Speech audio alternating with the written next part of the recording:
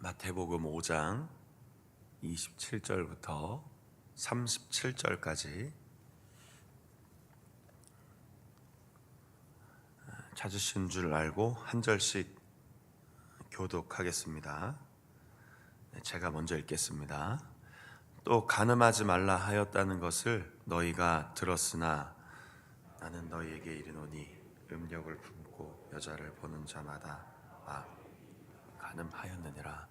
만일 내 오른 눈이 너로 실족하게 하거든 빼어내버리라. 내 백체 중 하나가 없어지고 온 몸이 지옥에 던져지지 않는 것이 유익하며, 만일 내 오른손이 너로 실족하게 하거든 내 백체 중 하나가 없어지고 온 몸이 지옥에 던져지지 않는 것이 유익하니라. 또 일렀으되 누구든지 아내를 버리려거든 이혼 증서를 줄 것이라 하였으나 나는 너에게 이는 그로 가늠하게 하며, 또 누구든지 버림받은 여자에게 장가드는 자도 가늠함이니라. 또 옛사람에게 말한 바 헛맹세를 하지 말고 내 맹세한 것을 주께 지키라 하였다는 것을 너희가 들었으나 나는 너희에게 이는 하나님의 보좌이며 땅으로도 하지 말라. 이는 하나님의 발등상이며 예루살렘으로도 하지 말라. 이는 큰 임금의 성이며 내 머리로도 하지 말라. 이는 내가 한 터럭도 희고 검게 할 수 없으며. 37절 같이 읽겠습니다. 오직 너희 말은 옳다 옳다 아니라 아니라 하라. 이에서 지나는 것은 악으로부터 나느니라. 아멘. 하나님 나라의 윤리라는 두 번째 시간, 오늘 함께 나누고 기도하는 시간을 갖겠습니다. 우리 계속되는 이야기들인데요, 오늘은 특별히 간음 혹은 음욕 그리고 맹세에 대한 이야기입니다.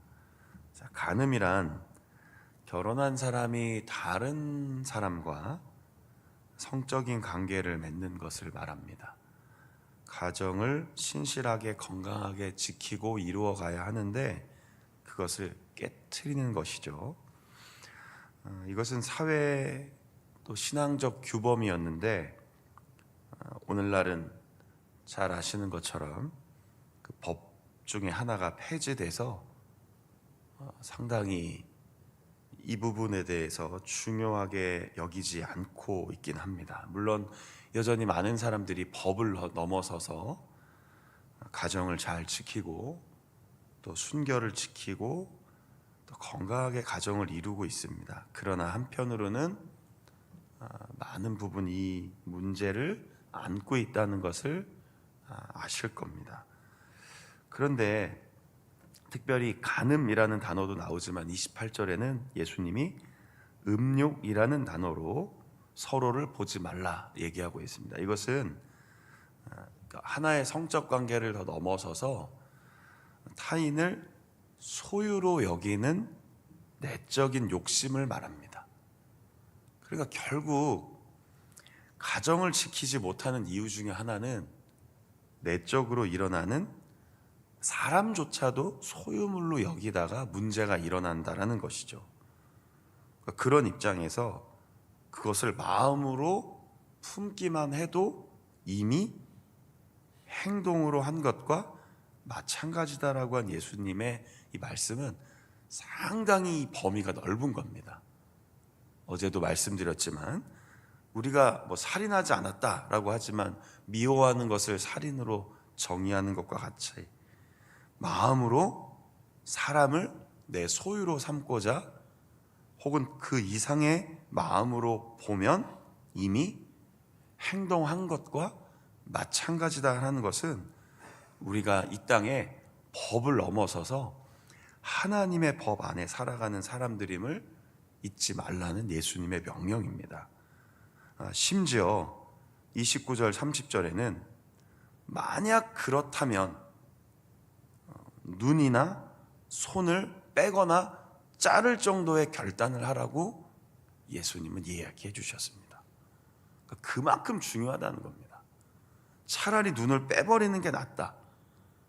그렇게 자꾸 보아서 문제가 생긴다면 빼고 하나님 나라에 들어가는 게 낫고, 자꾸 손이나 어떤 우리의 신체가 문제가 된다면 잘라버리는 것이 지옥불에 던져지는 것보다 유익하다. 그러니까 어느 정도인지 이해하시겠죠?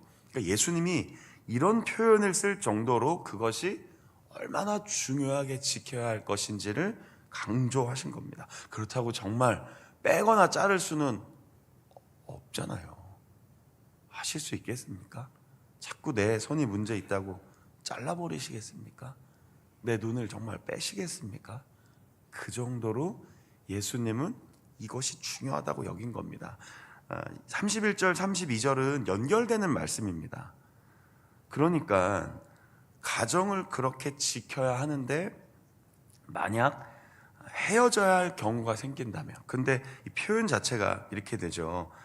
아내를 버리려거든 이렇게 되는데, 이건 당시 문화 속에 아내가 남편을 버릴 수 없었습니다. 다 남편이 아내를 버렸습니다. 그리고 어떤 이유에 의해 이혼을 하게 되면 증서를 줬어야 되는데 32절에 보니까 이 음행의 이유가 없다면, 그러니까 음행을 하거나 간음을 하거나 이런 문제가 생기지 않는데 만약 이혼을 하게 되면 이게 왜 문제가 되는가? 32절 끝에 보면 이렇게 돼 있죠. 그로 간음하게 하는 거고 누구든지 버림받은 여자에게 장가드는 자도 간음한다. 이게 무슨 뜻이냐면요, 하나님 입장에선 이 두 사람이 한 몸이 됐는데 사람이 짝지어준 게 아니라 하나님이 짝지어준 거라고 얘기하시죠. 그런데 하나님도 이 두 사람이 서로의 정결을 깨트렸으면 분리시킨다는 겁니다. 그런데 그 문제가 아닌 문제로 두 사람이 헤어지면 하나님은 어떻게 바라보시는 겁니까? 아직 헤어지지 않았다고 보는 겁니다. 한 몸이라고 보는 거죠. 사람들은 아니라고 얘기하는 겁니다. 우린 뭐가 달라서, 뭐가 안 맞아서, 뭐가 이래서 헤어질 겁니다. 그럼 하나님 입장에서는 아니라고 보는 겁니다. 그러니까 결국 아직 한 부분인데 다른 사람과 결혼하는 건 율법에 의하면 간음이라는 겁니다. 이해가 되십니까? 이 부분이 되게 중요한 겁니다. 그러니까 오늘날 우리는 우리 마음대로 결혼하고 헤어진다는 겁니다. 예수님 말씀 입장에서는요. 성격 차이요? 아니라는 거죠. 무슨 다른 문제로 헤어진 이유가 안 된다는 겁니다. 정결을 깨트린다면 하나님도 인정하시는 겁니다. 맞다, 한 몸인데 부정했으니 이 두 사람이 같이 갈 수 없다. 그러니까 하나님도 이혼 증서를 줘서 율법에 근거하여 이혼을 시키는 걸 하나님도 인정하시나, 예수님이 보기에는 그 외의 문제로 헤어진다면 이것은 서로의 입장, 서로의 마음, 서로의 욕심 때문이니 하나님은 인정하지 않으신다. 사람은 인정해도요. 우리는 이 땅의 법을 넘어선 더 귀한 하나님의 법으로 살아가는 하나님 백성들입니다. 그러니까 그만큼 더 귀히 여기고 법을 존중하는 건 넘어 말씀을 귀히 여기며 살아가라는 겁니다. 그런데 사실 한편으로 생각해 보면 이 세상의 법마저도 잘 지키지 못하는 우리의 모습을 보게 됩니다. 그래서 이 산상수훈이 너무나 중요한 하나님 나라의 윤리인 것입니다. 이 세상의 법을 더 넘어서서 이 세상의 법을 지키는 것은 물론이거니와 더 깊은 하나님의 뜻을 이루어야 하는데 저와 우리 모두가요. 근데 이 땅의 법조차도 제대로 지키지 못한다면 과연 우리가 세상의 빛과 소금으로 설 수 있겠는가? 라는 질문을 하게 되는 것이죠. 두 번째는 맹세입니다. 함부로 맹세하지 말라는 뜻입니다. 전혀 맹세하지 말라는 뜻이 아니고요. 해야죠. 약속도 해야 됩니다. 맹세도 해야 됩니다. 지키겠다, 결심합니다, 각오합니다, 이런 말 왜 못하겠습니까? 그러나 여기서 말하는 것은 하늘이든 땅이든 예루살렘이든, 그리고 혹은 우리의 신체 어디를 걸고, 그래서 우리도 그런 얘기 하잖아요. 손에 어떻게 한다, 혹은 내 이름을 바꾸시면 안 됩니다. 혹시 젊어서 이렇게 한번 그런 얘기 해보신 적은 없으십니까? 네, 뭐 성을 바꾼다든지 이런 얘기요. 뭐 할 수 있습니다. 뭐 흥분하면 무슨 말을 못 합니까? 그런데 예수님이 그 얘기 하는 겁니다. 신실하라. 그리고 신중하게. 그리고 만약에 했다면, 내 말로 그렇게 했다면, 그래서 마지막 37절에 옳다 옳다 아니다 아니다 좀 더 쉽게 번역하면 그냥 예, 그렇습니다, 아닙니다, 이 정도로 말에 신실함을 갖고 신중히 하라, 그러는 겁니다. 책임지지 못할 행동을, 말을, 약속을 하지 말라는 것이죠. 왜 그렇습니까? 그 이야기를 하나님이 듣고 계시기 때문입니다.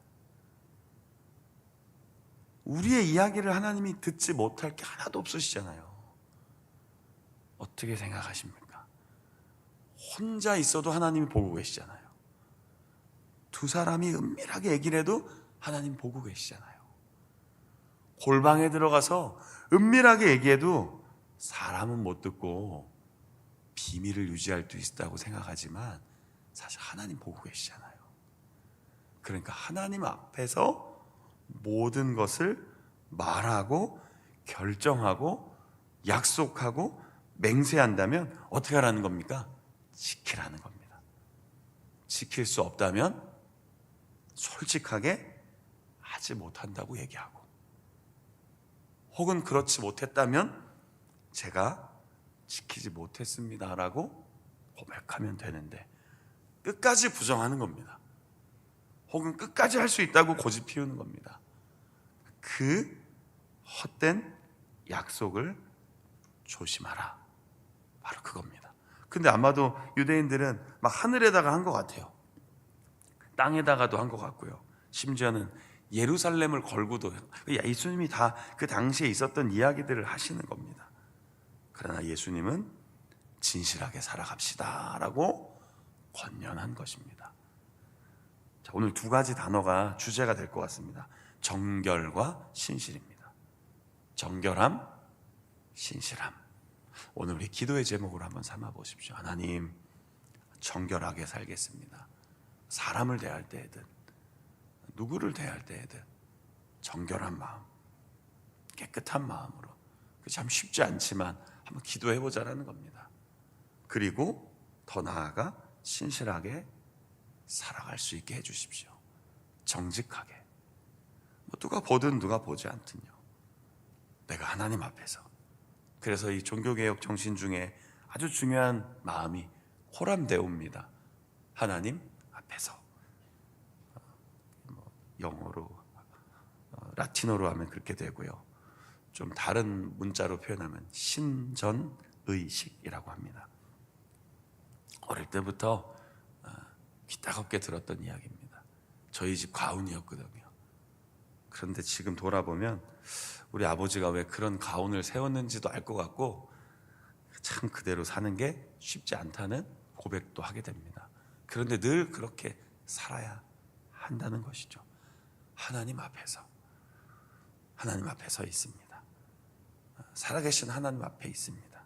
그러면 당연히 사람 앞에서도 정결하게 신실하게 살아갈 수 있는 것입니다. 오늘 예수님의 말씀 두 가지로 마음에 기억하시고요, 오늘도 하나님 나라의 백성으로 잘 살아내시는, 물론 이것을 완전하게 흠없이 할 수 있다는 뜻은 아니지만 그렇게 되도록 성령 하나님 내 안에 힘을 주시고 붙들어 주옵소서 하는 마음으로 기도하며 하루도 승리하시는 모든 성도님들 되시기를 주님의 이름으로 축원합니다.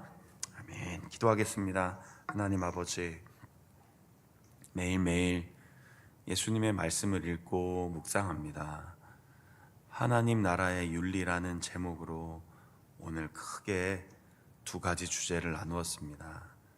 정결하기를 원하시는, 신실하게 살아가기를 원하시는 아버지 하나님의 마음을 기억하여 오늘도 삶 속에서 건강하게, 또 정결하게, 깨끗하게, 그리고 신실하게, 정직하게 살아갈 힘을 부어 주옵소서. 기도합니다. 입술로 기도하고 마음으로 간절히 기도할 때 우리 안에 함께 하시는 성령께서 지혜와 말씀의 능력으로 붙들어 주실 것을 믿습니다. 무엇보다 하나님의 말씀이 우리에게 어떤 힘이 되고 이 말씀대로 살아낼 때 어떤 역사가 일어나는지 오늘 삶의 자리에서 경험하고 또 그것을 누리며 살아갈 수 있도록 축복해 주옵소서. 주님, 이 이른 새벽에도 추운 날씨에도 기도의 자리에 나왔습니다. 하나님, 간절하게 또 진심으로 구하는 우리의 기도에 응답해 주시고 그 속에 담겨 있는 하나님의 뜻을 분별하게 하시고 오늘도 하나님이 주신 위로와 평강으로 오늘 하루를 잘 살아낼 수 있도록 우리 모두와 우리 자원교회 모든 믿음의 가정들에게 은혜와 복과 능력을 충만하게 부어 주옵소서. 우리와 함께 하시는 이렇게 귀한 말씀을 주셨고 지금도 이 말씀대로 살아갈 수 있도록 도우시는 예수 그리스도의 이름으로 간절히 기도드립니다. 아멘.